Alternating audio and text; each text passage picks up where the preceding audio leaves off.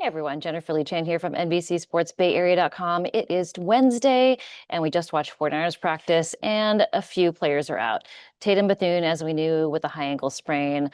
Uh, Eddie Pinheiro still with the hamstring, and then Sam Okuanu also high ankle sprain. He is going to miss a few weeks. Maybe they'll test him out again after the bye week, but as of right now, he is going to be out. Robert Beal has passed the concussion protocol and he is back in the fold, so he will be available on Sunday.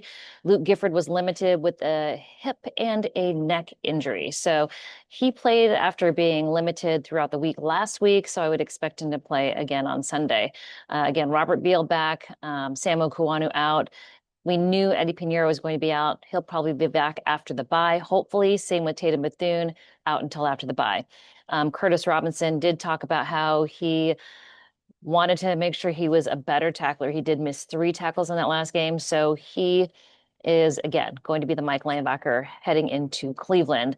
But I think the big story about this Cleveland Browns game is Brock Purdy and how he's going to manage against a really, really tough Cleveland Browns team, including Myles Garrett. And that's, part of the responsibility of Trent Williams on that left side. But this Cleveland Browns defense is tough. Not only is it going to be tough, but then also they're going to be dealing with some inclement weather in Cleveland. It's going to be about 40, 43 degrees, could be cold rain coming down. George Kittle, Christian McCaffrey are hoping for snow as opposed to rain. Although Christian McCaffrey says, hey, it doesn't really matter. Rain, dry, snow, don't care. He is a little nostalgic when it comes to snow from being from Denver, growing up there and playing in those snow games. So he wouldn't mind a snow game. And same with George Kittle. They prefer just not to be extremely wet and cold. So low is going to be 35-ish. High is going to be 43, and definitely some precipitation in Cleveland. I think that actually helps the Cleveland Browns defense a little bit more. Now, the Cleveland Browns offense, Shedeur Sanders is getting the start. So we'll see how he goes. He did get a win in his first rookie start, which is the first time that's happened in decades for the Cleveland Browns. So there's a new little aspect of the Cleveland Browns offense. But really, I think it's Brock Purdy and how does he bounce back from the 3-interception game that he had versus the Carolina Panthers on Monday night. Now, when he spoke to the media, he talked about how he broke down every single one of his interceptions, all 3 of them, and he looked at how his body was moving. And honestly, he said, it's because I didn't let the ball go fast enough. Took too many hitches. He really needs to take one hitch, throw the ball, get it out, and lead Jauan Jennings, lead Ricky Pearsall. Instead of waiting, the ball got a little air underneath it. And so Carolina Panthers defense obviously had some time to get to the ball and intercept it.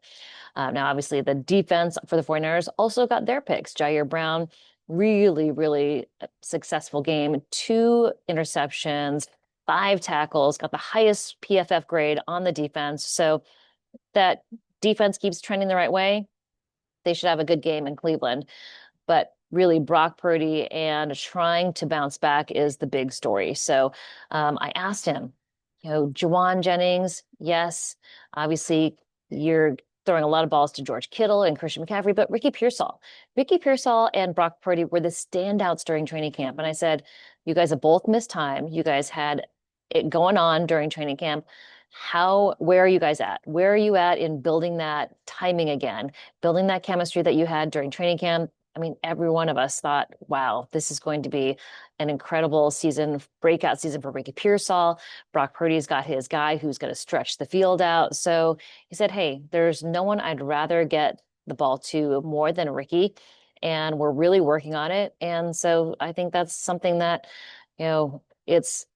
it's going to develop over time. Let's see, where did um, he said, yeah, I mean, we're still just chipping away at it, not trying to hang our heads down or anything like that about the last 2 games. And obviously, I want to get Ricky the ball. He's explosive, he's dynamic, he's a great teammate, a brother of mine. I want the best for him. So it's just about the opportunity that we get in the game. We've got to capitalize on it, and I've got to continue to trust and rep the routes and plays together at practice. Then I know that'll carry over into the game. I have 100% faith that it'll pick up. So I think it's just, a matter of getting their timing down, more time together. They obviously both missed quite a bit of time. Ricky Pearsall with the PCL and Brock Purdy with the toe, but both are healthy now, and they just need to get more reps together and show that on the field. The 49ers did make a move today. Eric Kendricks, who they offered a deal to last year instead of Devondre Campbell. Before Devondre Campbell, they offered Eric Kendricks a one-year deal.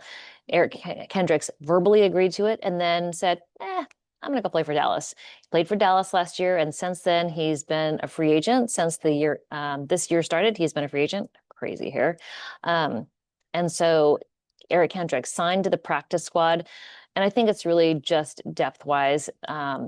Curtis Robinson is a guy they trust. They believe in the system. I don't know that Eric Kendricks will be active for Sunday, but it is more depth. They released Stone Blanton, a guy who'd been kind of off and on the practice squad a little bit. But I think who you're going to see on the field, again, Curtis Robinson, Luke Gifford, D. Winters, those guys are going to be the ones holding it down. Jalen Graham was active last week. I didn't get a whole lot of snaps, but he's another guy that has been around for a while. Not sure that Eric Kendricks does get any time on the field. I don't know if he's going to be active, but he's a guy who has a lot of talent, but hasn't played this year. So we'll see what happens there. Outside of that, no huge news. The 49ers did not open anyone's practice window this week, so a little bit more housekeeping. So that means no open window for Brandon Ayuk. I don't think we're super surprised by that. It's getting to the point where I don't know that they open the practice window for him. Maybe at the end of the season, maybe they go to the postseason, but really at this point, there are only a few games left. Next week is the bye. They're not going to open anyone's window at that point. Same with Jacob Cowing and Yetur Gross-Matos. And Matt Mayoko asked Kyle Shanahan about Yetur Gross-Matos, and he said, is there any hope that he's going to come back this season? And Kyle Shanahan said he's working on it. Let's see. He's coming along, and it's been a rough year for him, missing all the training camp with his knee. And then when you go do that, you come back, it makes you susceptible to other things. That's kind of what's been his story a little bit this year. He's got a chance to come back. He's working really hard at it. I think he'll have a chance after the bye. So that's Yetur Gross-Matos. So nothing on Jacob Cowing or Brandon Ayuk, but maybe Yetur Gross-Matos. They need another pass rusher out there. That is for sure. So that is all the news from Wednesday. They have Thursday off. I'm going to be at home watching the game, so I may do a video. I don't know. What do you think? Leave me a comment down below. Please subscribe. Please like. Tell your friends. Let me know what you want me to talk about in these videos. Let me know what you'd like to hear, and I'll get you more of those as soon as possible. And also, I'm posting videos still from the Monday night game. It's like those late night starts. I got to play catch up posting videos. So I'll post more of those soon. Hope you guys are well. If I don't see you, have a great Thanksgiving. Thankful for all of you tuning in. Have a good one.